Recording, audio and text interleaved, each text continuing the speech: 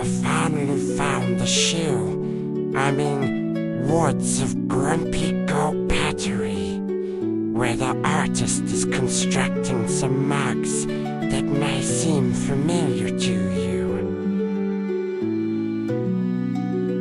Oh, just wait until these are fired in that distant mountain to find those filthy occupants, Dan trademarks.